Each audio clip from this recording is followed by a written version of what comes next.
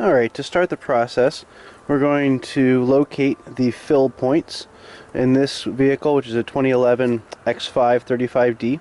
The passive tank is located below the intake just there, and the active tank, the smaller tank, is right up here by this support bar. So what we'll do, we'll take the top off of this and we'll get going.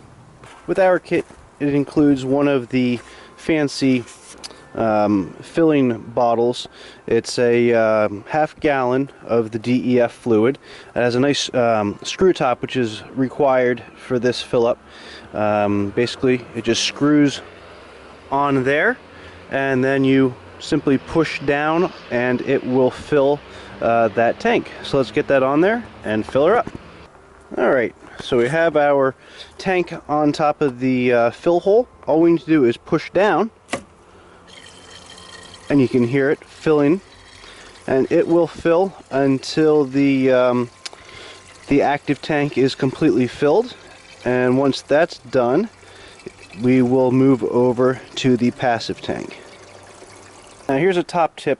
What we're going to do, we're going to cut the bottom off of this and use it as a funnel, because the other tank requires this same sort of fancy screw-on lid, and it makes this a much cleaner process. So we'll just make this into a big funnel, we'll screw it into place, we'll fill it up and push down just like normal, and we'll fill that other tank without making a big mess. Alright, so we've cut the end off, and you'll see inside there's this little white or clear vent tube, and it goes down to the bottom. So what we've done, we've added a little hose to it, and then we drill a hole in the side to loop it back in, because as you push down on this fancy little one-way valve, it can burp, and I don't know about you, but I would not care for any urea in my face. So we just put this little tube on there, loop it back around, and anything that burps just goes right back in. So what we're going to do, we're going to top off the active tank up here, and then we're going to move over to the passive tank. We've now taken off that little intake tube, so you can see the fill position is right there. So as you can see, this kit has a nice flexible hose to make it much easier to fill this little funnel.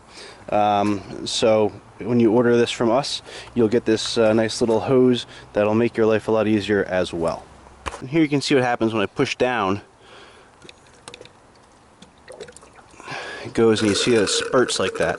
So if you don't put that little piece on there, you could end up with that in your face, and not recommended. Okay, so the active tank is now filled.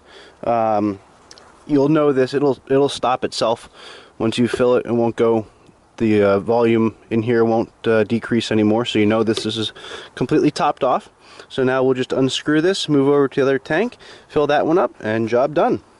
Okay, so we have this one in place, just filled it, just like the other tank. Simply push down, the one-way valve does its thing, and fill her up. And as I do this, I'm able to keep this hose in here the whole time and just push down.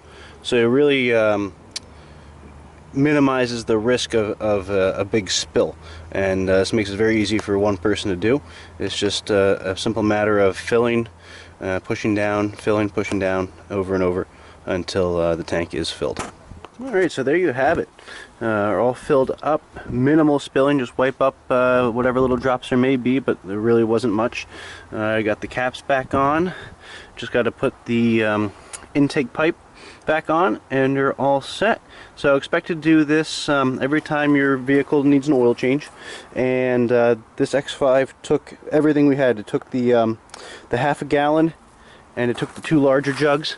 These guys are each 2.5 gallons, so it took 5.5 gallons. It was down pretty low. It was down to 200 miles on the countdown, so the tank was definitely towards the end. So if you plan on doing this job, we suggest purchasing one of the half gallons with the special filler, and then 2 tanks of the 2.5 gallon.